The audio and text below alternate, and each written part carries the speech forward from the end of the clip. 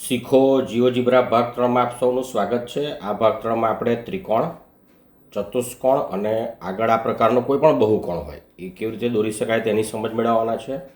આ ઉપરાંત આ જે બહુકોણ છે એની લંબાઈ એટલે કે એ બાજુઓ જે છે એના નામ અને એની લંબાઈ વિશેની સમજ મેળવવાના છે। એ કેવી રીતે દર્શાવી શકાય, એના નામ કેવી રીતે બદલી શકાય, એની જાડાઈ, એનો કલર કેવી રીતે બદલી શકાય અને આ ઉપરાંત આ જે બહુકોણ દોર્યો છે એનું ક્ષેત્રફળ જે છે એ કેવી રીતે દર્શાવાય તેની પણ સમજ મેળવવાના છે। આપણે સૌથી પહેલાં જીઓજીબ્રા પ્રોગ્રામ ઓપન કરીશું અને હવે આપણે ત્રિકોણ, ચતુષ્કોણ અને આ પ્રકારનો કોઈ પણ બહુકોણ એટલે કે પંચકોણ, ષટકોણ વગેરેને દર્શાવતા શીખવાના છે। સૌથી પહેલાં ત્રિકોણ દર્શાવો છે તો મારે 3 શિરોબિંદુઓ જોઈશે। હું અહીંથી 3 શિરોબિંદુઓ લઈ લઉં છું। ચાલો 1, 2 અને આ ત્રીજું શિરોબિંદુ। અક્ષની મારે જરૂર નથી તો હું અહીં ક્લિક કરીશ એટલે અક્ષ જતી રહેશે। હવે મારે માની લો કે આ 3 શિરોબિંદુઓમાંથી ત્રિકોણ બનાવવો છે તો સૌથી બેઝિક રીત હું અહીં જઈશ, ટૂલબારમાં સેગમેન્ટ પસંદ કરીશ। ચાલો આને જોડીશ, એક અને જોડીશ અને જોડીશ તો આ રીતે ત્રિકોણ બનશે।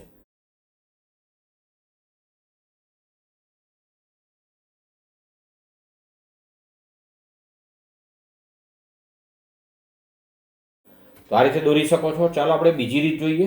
હવે માની લો કે મારી પાસે 3 શિરોબિંદુઓ છે, 3ની જગ્યાએ 4 લઈશું તો ચતુષ્કોણ બની જશે, 5 લઈશું તો પંચકોણ થઈ જશે। હવે 3 શિરોબિંદુઓને મારે જોડવા છે તો હું કમાન્ડનો ઉપયોગ કરીશ। અહીંથી લખીશ પોલીગોન, હું પોલી લખીશ એટલે પોલીગોન આવશે। આમાંથી હું લિસ્ટ ઓફ પોઈન્ટ્સ લઈ લઈશ, એની પર ક્લિક કરીશ। સૌથી પહેલાં શિરોબિંદુ એ લઈશ, કોમા શિરોબિંદુ બી લઈશ, કોમા શિરોબિંદુ સી લઈશ અને એન્ટર આપી દઈશ એટલે અહીં ત્રિકોણ તૈયાર થઈ ગયો છે। જુઓ મિત્રો, ચલો ફરી હું મૂવ ટૂલનો ઉપયોગ કરીશ। આ બિંદુ બી અને સીને ખસેડીને જરાક સેટ કરી દઈશ નામને તો મારો આ ત્રિકોણ તૈયાર થઈ ગયો છે। અહીં આગળ આપણને ત્રિકોણ એબીસી છે। હવે આનો કલર પણ તમે બદલી શકો છો, આની જાડાઈ અને ક્ષેત્રફળ પણ દર્શાવી શકો છો, શિરોબિંદુનો કલર પણ દર્શાવી શકો છો, બાજુઓની જાડાઈ અને એનો કલર પણ બદલી શકો છો, હમણાં આપણે જોઈએ છે, અને એનો ક્ષેત્રફળ અને એના માપ પણ દર્શાવી શકો છો। ચાલો હજી કઈ રીતે દોરી શકાય એ જોઈએ। હવે માની લો કે મારે ત્રિકોણની જગ્યાએ ચતુષ્કોણ દોરવો છે તો મારે એક શિરોબિંદુ હજી જોઈશે। ચાલો હું 2-4 શિરોબિંદુ વધારે દોરી જ રાખું જેથી મને ઉપયોગી થાય। હવે હું પોલીગોન ટૂલમાં જઈશ મિત્રો। પોલીગોન ટૂલમાં હું અહીં પોલીગોન પર પસંદ કરીશ। પોલીગોન ટૂલમાં આ પહેલું પોલીગોન ટૂલનો ઉપયોગ કેવી રીતે કરીશું, જે શિરોબિંદુથી શરૂઆત કરીશ મારે છેલ્લે ત્યાં જ આવવાનું છે। માની લો કે હું એથી શરૂઆત કરું છું, બી, સી, ડી અને પાછો એ પર આવીશ તો મિત્રો અહીં ચતુષ્કોણ તૈયાર થઈ ગયો છે। તો આ રીતે તમે બહુકોણ દોરી શકો છો એટલે કે ત્રિકોણ, ચતુષ્કોણ, પંચકોણ વગેરે દોરી શકો છો આની મદદથી। હવે આપણે જરાક એક આકૃતિ દોરીએ કોઈ પણ। ચલો હું ત્રિકોણ દોરું છું સૌથી પહેલાં। ચલો હું પોલીગોન ટૂલમાં જ જઉં છું, એ, બી, સી અને ડી। હવે મેં ત્રિકોણ દોરી દીધો છે। મૂવ ટૂલથી જરાક ત્રિકોણને હું મોટો કરી દઉં, ચાલો, અને અહીં લાવી દઉં અને અહીં લાવી દઉં અને અહીં લાવી દઉં। આ ત્રિકોણ છે। હવે હવે આ આકૃતિનો તમે બરાબર અભ્યાસ કરશો મિત્રો તો અહીં જુઓ, શિરોબિંદુ એ છે એટલે આ ખૂણો એ થશે, ખૂણા એની સામેની બાજુ પણ નાનો એ છે, આપણે જે સામાન્ય રીતે દર્શાવતા હોઈએ છીએ। આ બાજુ જે બીસી છે, આ બીસી બાજુને આપણે કેવી રીતે દર્શાવીએ છીએ, સ્મોલ એ વડે।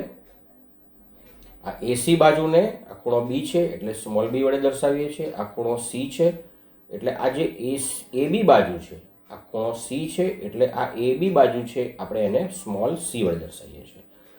હવે માની લો કે મારે આ એ બી બાજુ જે છે આનો કલર બદલવો છે એટલે હું આની પર ક્લિક કરીશ એટલે અહીં જો કલર એક્ટિવેટ થયો છે। હું હવે માની લો કે આનો બ્લુ કલર કરી દઉં છું। એટલું જ નહીં, આની જાડાઈ મારે બદલવી છે એ બી બાજુની તો આ રીતે આની જાડાઈ પણ બદલી શકું છું। ડોટ લાઇન કરવી છે તો ડોટ લાઇન પણ કરી શકું છું। એટલું જ નહીં, મારે એરો દર્શાવવો છે, જુઓ આ રીતે તો એરો પણ દર્શાવી શકું છું।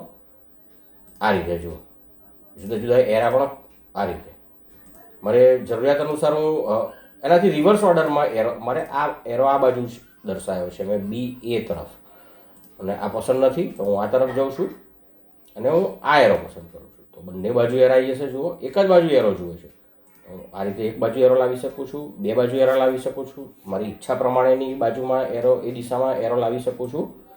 હવે મારે આ જે બી બાજુ છે એની લંબાઈ પણ દર્શાવી છે બી બાજુની, તો હું બીને પસંદ કરીશ.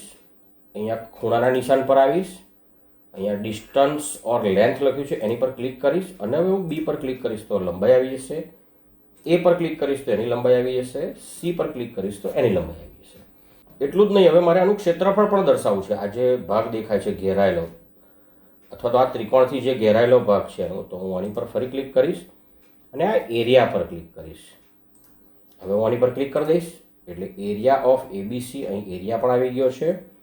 ચલો હું આને મૂવ કરું છું, આના ડાયમેન્શન બદલું છું તો જુઓ મિત્રો લંબાઈઓ પણ બદલાશે, બધા માપ પણ બદલાય છે અને એ પ્રમાણે માપ બદલાય છે એ પ્રમાણે ત્રિકોણનું ક્ષેત્રફળ બદલાય છે. તો આ રીતે તમે ત્રિકોણ દોરી શકો છો, ચતુષ્કોણ દોરી શકો છો, જરૂરિયાત અનુસાર પંચકોણ પણ દોરી શકો છો. ચાલો આપણે હવે નિયમિત બહુકોણ દોરીએ, એટલે કે સમબાજુ ત્રિકોણ દોરીએ, સમબાજુ ચતુષ્કોણ દોરીએ. કઈ રીતે દોરી શકાય એ જોઈએ. અહીંથી ન્યૂ લઈ લઉં છું. ચલો મેં નવી વિન્ડો લઈ લીધી છે. હવે હું આની પર ક્લિક કરવાનો છું. મારે અક્ષની જરૂર નથી તો હું અક્ષને કાઢી નાખું છું. હવે મારે નિયમિત બહુકોણ દોરવો છે તો મારે પહેલાં નિયમિત દોરવા માટે એક બાજુ જોઈશે, એટલે એક બાજુ માટે હું 2 પોઈન્ટ લઈ લઉં છું, બિંદુ એ અને બિંદુ બી. હવે આટલી લંબાઈનો મારે બહુકોણ બનાવવો છે તો હું પોલિગોનમાં જઈશ, રેગ્યુલર પોલિગોનમાં જઈશ અને બિંદુ એ પર ક્લિક કરીશ અને પછી બિંદુ બી પર ક્લિક કરીશ. એટલે મને પૂછશે હવે કેટલા શિરોબિંદુઓ વાળો તમારે બહુકોણ બનાવવો છે. 4 શિરોબિંદુઓ લઈશ તો ચતુષ્કોણ બનશે, સમબાહુ ચતુષ્કોણ. 5 બિંદુઓ લઈશ તો પંચકોણ બનશે. ચલો 5 શિરોબિંદુઓ લઈ લઉં છું. અહીં મેં 5 શિરોબિંદુઓ લીધા, ઓકે આપ્યું તો નિયમિત પંચકોણ બન્યો મિત્રો. ચલો અને હું મૂવ ટૂલથી આમ લાવું છું. ચાલો તો અહીં તમે જોઈ શકો છો કે હવે હું આનું માપ બદલું છું. જુઓ એ બીનું 3 એકમ કરી દીધું મેં. ચલો હું આની પર એનું માપ પણ દર્શાવું. અહીંથી અહીં જાઉં અને ડિસ્ટન્સ પર જાઉં. અહીંયા તો આ બાજુનું માપ 3 છે. જુઓ એ બીની લંબાઈ 3 છે તો આ હું 4 કરીશ. મૂવ ટૂલ પર જઈશ અને હવે હું 4 કરીશ તો બધી બાજુના માપ 4 જ રહેવાના છે. 3 કરીશ તો 3 જ રહેવાના છે. વધારે કરીશ તો વધારે થશે. એટલે કે કહેવાનો મતલબ એ છે કે આ જે બહુકોણ છે એ નિયમિત બહુકોણ જ રહેશે. હવે આપણે બીજી રીતે બહુકોણ બનાવીએ. ચાલો હું ન્યૂ કમાન્ડ પર જતો રહું છું. હવે મિત્રો હું જુદી રીતે ચતુષ્કોણ બનાવીએ. ચાલો 4 શિરોબિંદુઓ લઉં છું. 1, આ બીજું, આ ત્રીજું અને આ ચોથું. 4 શિરોબિંદુઓ લઉં છું હું ગમે તેમ. આશરે મેં 4 શિરોબિંદુઓ લીધા છે. હવે મારે આમાંથી ચતુષ્કોણ બનાવવો છે તો હવે હું બિંદુ એ નથી લેતો પણ ફક્ત એના યામ લઉં છું. તો સેટિંગમાં જાઉં છું, અને અહીંયા આગળ નેમ અને વેલ્યુ ક્લિક કરું છું અને બાર ક્લિક કરું છું તો આની નેમ ને વેલ્યુ આવી ગઈ. આમાં પણ એવું કરું છું, સેટિંગમાં જાઉં છું અને નેમ અને વેલ્યુ પસંદ કરું છું. અહીં પણ નેમ ને વેલ્યુ પસંદ કરું છું, સેટિંગમાં જાઉં છું અને નેમ અને વેલ્યુ પસંદ કરું છું, સેટિંગમાં જાઉં છું અને નેમ અને વેલ્યુ પસંદ કરું છું. હવે મારી પાસે શિરોબિંદુઓ છે પણ મારી પાસે જે શિરોબિંદુઓ જે છે એના નામ તો છે, સાથે સાથેના યામ પણ છે. તો ચલો પોલિગોન એટલે કે ચતુષ્કોણ જરા જુદી રીતે બનાવું. અહીં લખીશ હું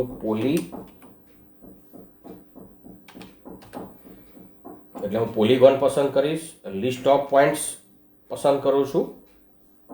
લિસ્ટ ઓફ પોઈન્ટ્સ હું કૌંસ કરીશ એટલે આપોઆપ એક છેડો પસંદ કરીશ તો કૌંસનો બીજો ભાગ આપોઆપ આવી જશે. હવે હું 0, 4 બિંદુ લખું છું. 0, 4 આ બ્રેકેટની બહાર નીકળીશ અને કોમા કરીશ.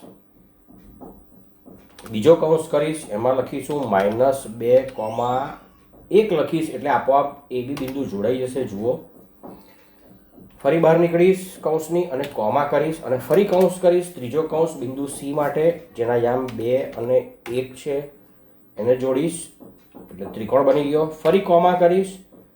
ચોથું શિરોબિંદુ લઈ લઈશ હું 4 અને 4 અને કૌંસ પૂરો કરીને એન્ટર કરી દઈશ. તો મિત્રો જો ચતુષ્કોણ બની ગયો છે અહીંયા આગળ. તમે જોઈ શકો છો આ રીતે પણ તમે ચતુષ્કોણ બનાવી શકો છો. પણ અહીંયા આગળ શું થશે તમે જુઓ, શિરોબિંદુને તમે અલગ કરી શકો છો આ રીતે.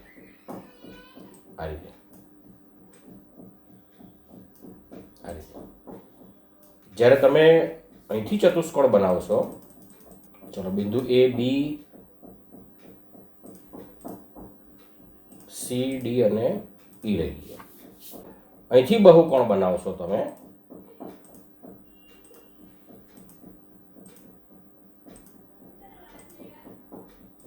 અને હવે તમે શિરોબિંદુને આ રીતે ખેંચશો તો આ જોડે જોડે જ રહેશે. એટલે તમારી જરૂરિયાત અનુસાર તમે ટૂલનો ઉપયોગ કરી શકો છો અને આકૃતિ બનાવી શકો છો આ રીતે.